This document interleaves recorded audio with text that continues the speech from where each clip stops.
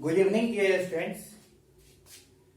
I am Kanhaiya Jha, and today I am starting the lecture on semiconductor electronics material device and circuit.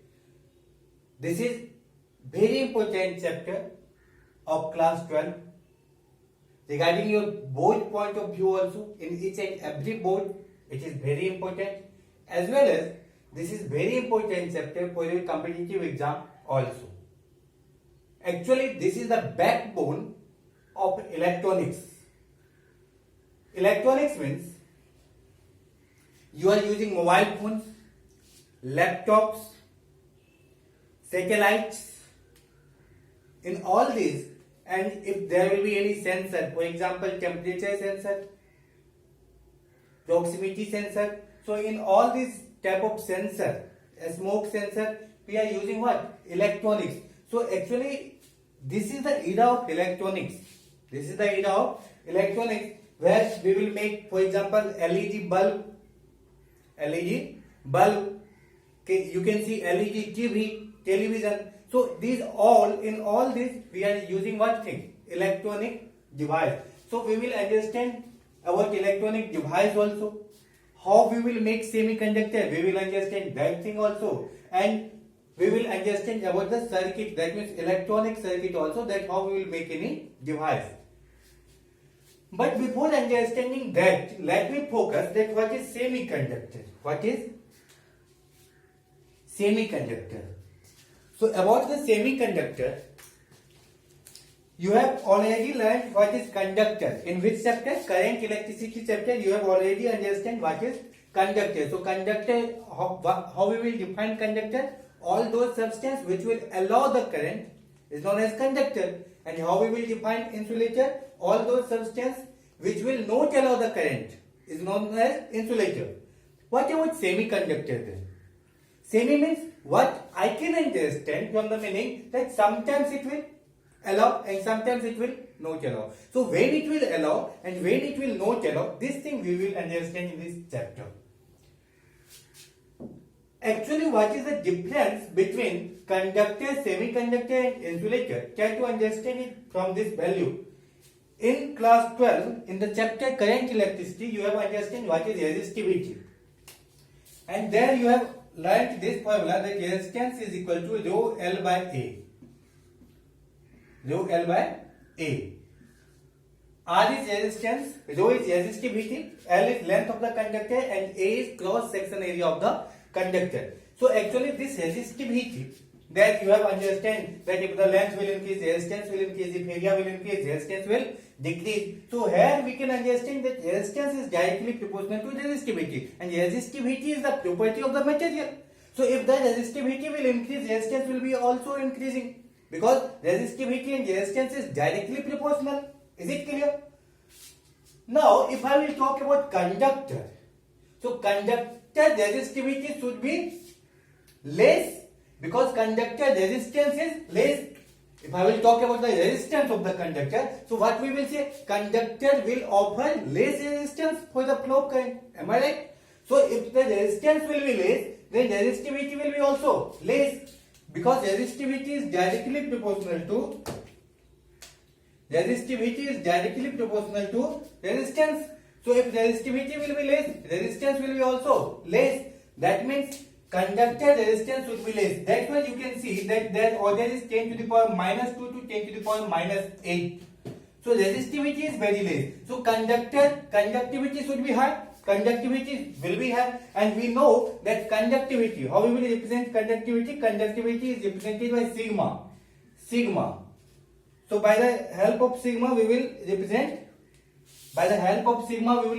conductivity. So conductivity is reciprocal of resistivity. So just reciprocate it. If this value is 10 to the power minus 2, this will be 10 to the power 2. If this is 10 to the power minus 8, this will become 10 to the power 8. Like that. See, insulator first. So insulator resistivity should be high. Why insulator is not conducting current? Because its resistance is very high. So its resistivity should be also very high. So resistivity, see, this is 10 to the power 11 to 10 to the power 19 ohm meter. Okay. अच्छा, now see the conductivity. Conductivity of this is 10 to the power minus 11, just opposite of it. Clear? Now, where semiconductor is lying? Semiconductor resistivity is between conductor and insulator. Semiconductor resistivity is between conductor and insulator. See its value, and its reciprocal will be conductivity. That means what we come to know that semiconductor resistivity is lying between conductor and insulator. So something which will lie between conductor in periodic table also you will see that in the left hand side of the periodic table there will be metal, in the right hand side there will be non-metal, and in between of the periodic table there will be semiconductor. Now try to understand something more about semiconductor, that why we have to study semiconductor as a separate branch. You know that if you will go in engineering, there is this dedicated branch for the electronics, that is electronics and communication, where you will study all the things. So this is very interesting chapter actually. It is very interesting chapter. So learn one by one that why, first thing, why we should study semiconductor chapter. Try to understand. So first, where we are using this semiconductor in LED TV. Semiconductor is used in mobile phones, in laptop, in satellite, in diode, in LED bulb. Actually, there is thousands of example you can give. So there is a lot of device in which we are using semiconductor. So how we will use that thing? Try to understand that one.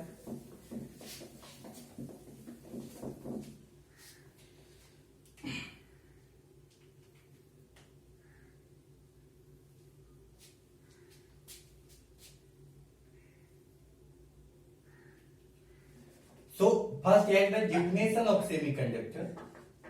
How we will define it? So it is a material. I am writing in a very simple way. So it is a material whose conductivity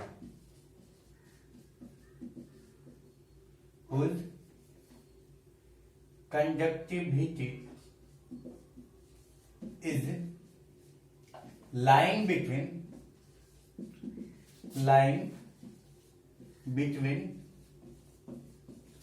conductor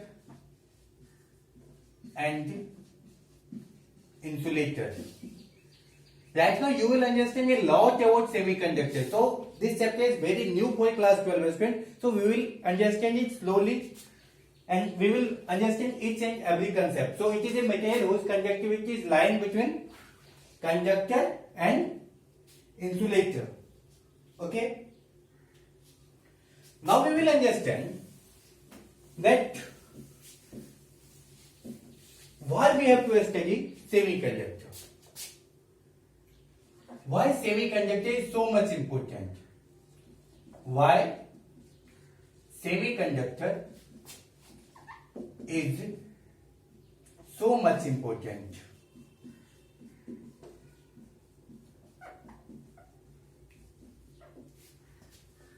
Why it is so much important that we have to give a separate branch in engineering for the semiconductor? Try to understand this.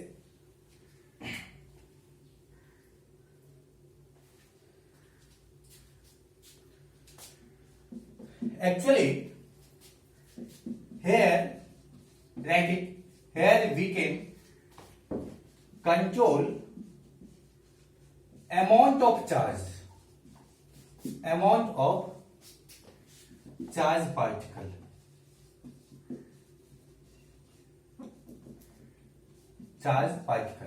Amount of charge particle means how much charge particle will be free, how much charge particle will conduct electricity. So that is in my hand, that is in my later on when I will go inside the chapter, then you will understand it better. As we can control amount of charge particle, that means it is in my hand that how we will control how much charge particle will be there to conduct electricity. And one thing you have to notice that here in conductor, in current electricity, there was only one charge particle, that was electron. In conductor there was only one charge particle, that was electron, but in semiconductor there is two charge particles, one is electron and one is hole. So here two charge particles is there, electron and hole are two charge particles.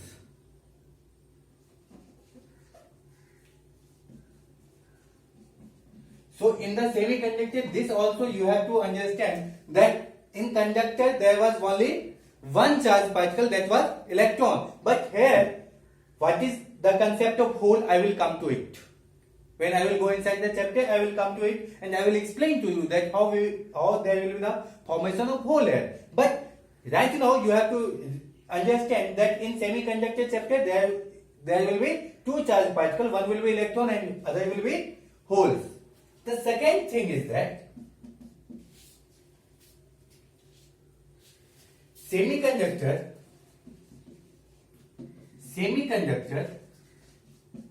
can give us unidirectional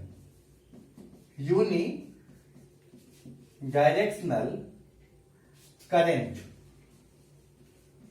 Semiconductor can give us, this is very important, that semiconductor can give us unidirectional current. What does it mean by unidirectional current? That means current will go only in one direction. If I want, then current will go in only one direction. What does it mean? For example, suppose that in conductor what was happening, suppose that this copper is a conductor. So in the conductor what will happen? If I will give current in this direction, then current will go like this. If I will change the direction of current, suppose now I will give the current in this copper wire from this direction, then current will flow in this direction.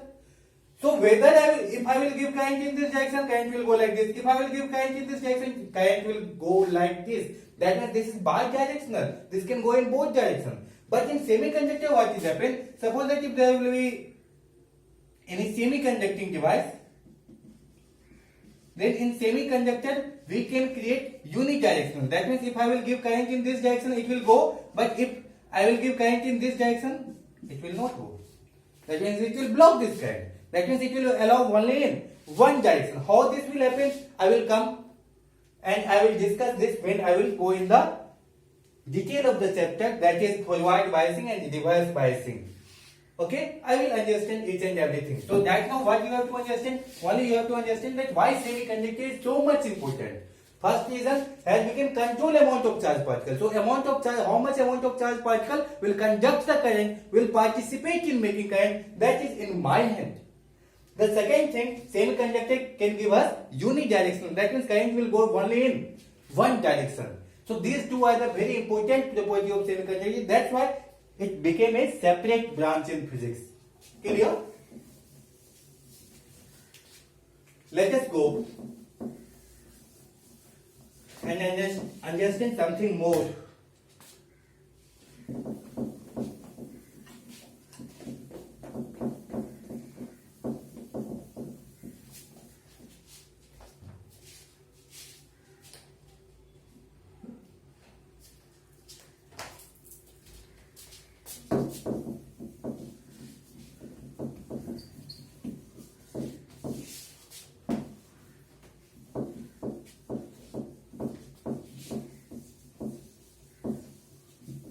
Okay.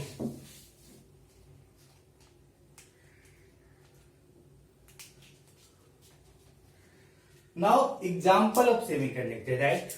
This can be your 1 mark question in board examination. So write it. Example of semiconductor. First understand that semiconductor can be divided into many parts. First one, we will understand about elemental semiconductor. Elemental semiconductor. Elemental semiconductor means when semiconductor will present in elemental form. Elemental form means it will be existing in the form of a element. So which one is elemental? Silicon and germanium. Which one? Silicon and germanium are the two examples of elemental semiconductor. That's the second. Second is compound semiconductor. Compound semiconductor. Now compound semiconductor can be divided into two parts. One is inorganic. This can be divided into two parts. First one is inorganic and the second is organic. That means inorganic compound semiconductor and organic compound semiconductor. In the inorganic compound semiconductor, the example is gallium arsenide,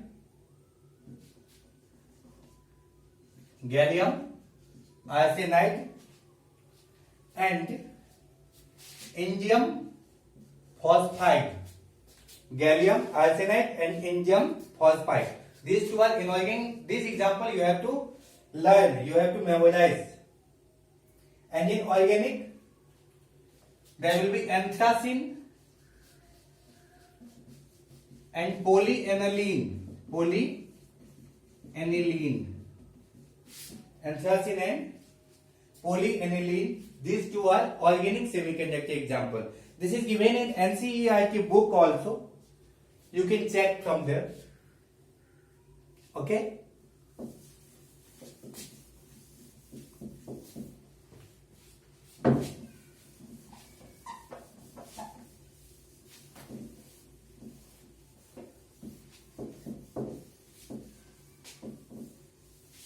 Okay.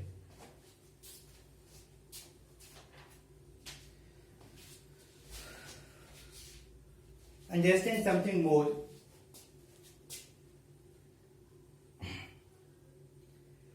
Now see something about silicon. Elemental semiconductor is what? Silicon is elemental semiconductor. So silicon atomic number, if you will see that silicon is an element of carbon group. So silicon atomic number is actually 14. If you will do the electronic configuration of silicon, then this will be like this: 2 to 4, 16 to 12 to 14. 1, 2, 2. This will be 3. This will be 3. So if you will, this will be the electronic configuration of silicon. Hope you all know that how to do electronic configuration. So in the outermost orbit, how many electrons is there?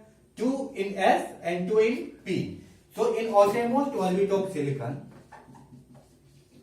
in outermost orbit of silicon, 4 electron is present. How many electron is present? 4 electron is present. So if there will be a crystal, if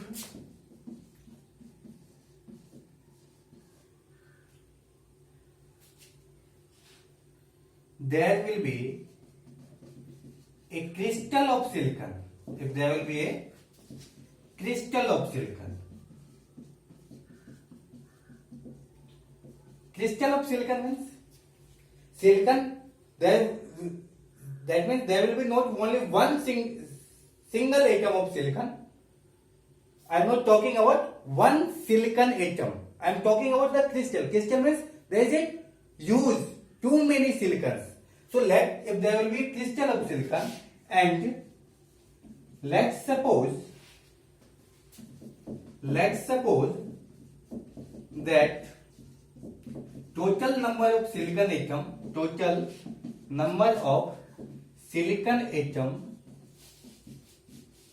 in crystal is capital N. Total number of silicon atom in crystal is how much? Capital N. So in one silicon atom, 4 electron is there. In one silicon atom, how many electrons is present in outermost orbit? 4. So in 2 silicon atom, 8 electron will be present in the outermost. In 3 silicon atom, 12 electron will be present. In 4 silicon atom, 16 electron will be present. So in n silicon atom, so outermost electron present in n silicon atom. Present in n silicon atom will be how much? 4n. 4n. So total how much electron will be present in n silicon atom? 4n electron will be present in n silicon atom. Is it clear?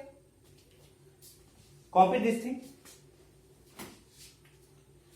Now see that actually there is how many space? In S there is 2 space. So maximum how many electron can be there in S? 2 electron can be there. In P, how many maximum electron can be there? 6. In P, because in S we know 2 electrons can be there, but in P we know 6. So here 2 electron will be there and here 6 electron will be there. In chemistry we are understanding this. So total how much? 6 here, 2 here. So total space available is 8. Total space available is 8. But total electron which is present is 4. So now try to understand this. Can I rub this one?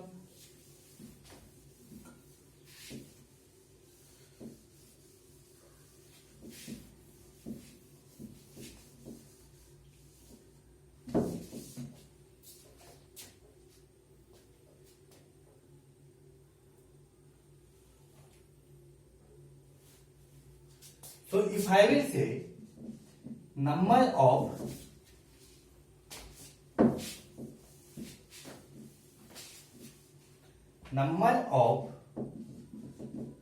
total energy level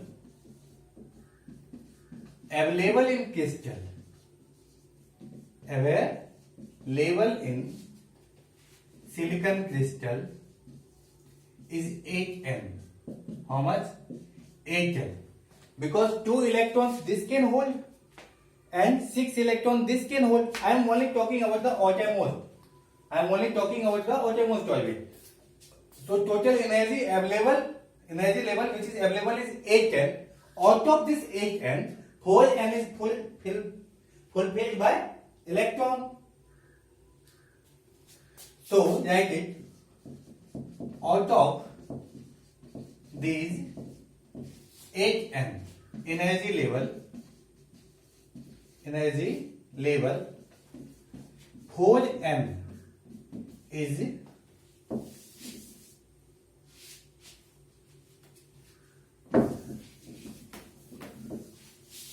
4n is filled by electron and other 4n is vacant, because total electron which is available, that is only 4n, 2 here and 2 here. Total available electron is how much? 4n. And total space available is how much? 2 here, 6 here, 8n. So total space available, total number of total energy level which is available to crystal, that is 8n. Out of that 8n, 4n is filled by electron, 2 here, 2 here, and if there will be n atom, so that will be 4n. So 4n will be filled by electron and other 4n will be vacant. So this whole 8n is break into 2 parts. This whole 8n is break into 2 parts.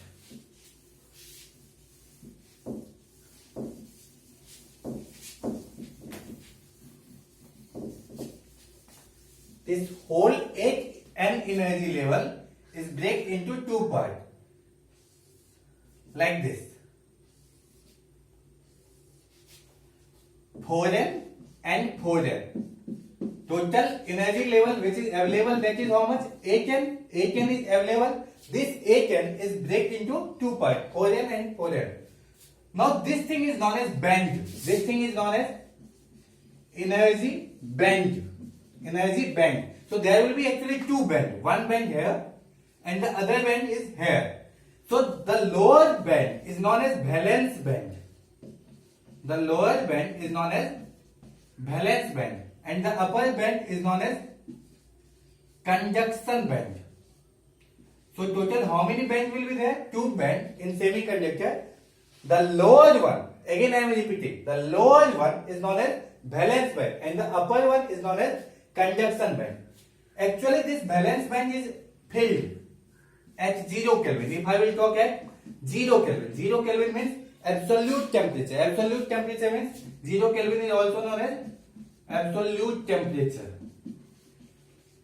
And this 0 Kelvin will be equal to approximately minus 273 degrees Celsius. So minus 273 degrees Celsius is very low temperature. So at very less temperature, this in the semiconductor, at very low temperature, all the 4n electron will be present here and conduction band will be empty. That means at very low temperature, it will not conduct current. It will not conduct current.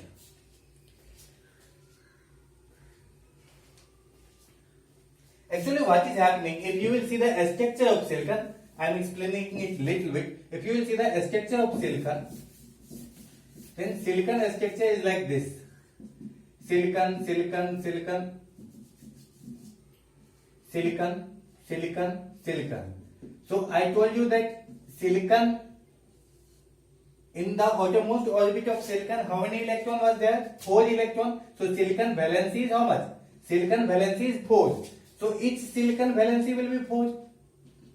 So in the outermost orbit, how many electron will be there? 4 electron here, 4 electron here, 4 electron here. And this silicon will also have how many electron? 4. So these all will make bond, covalent bond with the neighboring silicon. Each silicon will make covalent bond. You all know covalent bond? एक मैं दूंगा, एक तुम दो. So each silicon will make covalent bond with the neighboring atom. Clear? So actually at very less temperature, that means 0 Kelvin, that is minus 273 degrees Celsius, it will behave like a insulator. It will behave like a insulator. That means in the valence band all the electron will be there and no any electron will go in conduction band. And if conduction band is empty, that means there is no any charged particle which will make current. So conduction band is empty, that means there is no any charged particle who will conduct current. So if conduction band is empty, that means there will be no any conduction of current. So at low temperature, semiconductor will behave like insulator, but at high temperature, the bond will break and some electron will jump here. So then some electrons can go in conduction band and then it will conduct electricity. So this is the important concept that I will discuss in the next class also, that at low temperature, semiconductor will behave as insulator, but at high temperature, that means at room temperature, semiconductor will behave as a conductor. This is also one of the most important statement of semiconductor. So I will continue this lecture in the next class. Hope you all have understand little bit. Keep patience in this chapter because this chapter is very new for you all. You will not understand in one shot. So it will take some time to understand this chapter. But keep patience. In the next lecture, I will continue from here. Each and every concept is new, so you have to keep patience. Please like, share and subscribe the channel for getting notification about all the video. And if you have any doubt, please ask me anytime. Feel free to ask me. Thank you.